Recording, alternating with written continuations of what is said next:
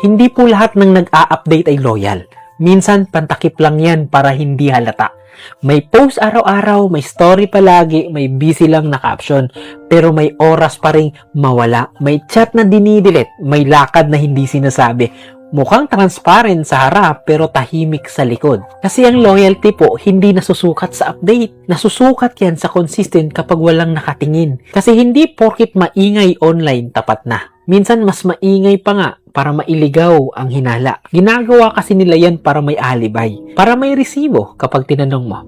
Para mukhang malinis kahit may tinatago. Mas madali kasing mag-update, mag-post kaysa magbago ng ugali. Kaya huwag kang mabighani sa update, sa story, sa chat. Tingnan mo ang ginagawa. Ang taong loyal hindi kailangang patunayan araw-araw.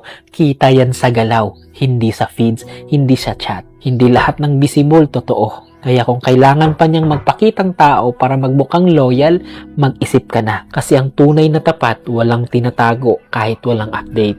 At ang taong may tinatago, kahit gaano kaingay, kahit gaano pa mag-update yan, lalabas at lalabas din yan. Kung manluloko siya, manluloko talaga.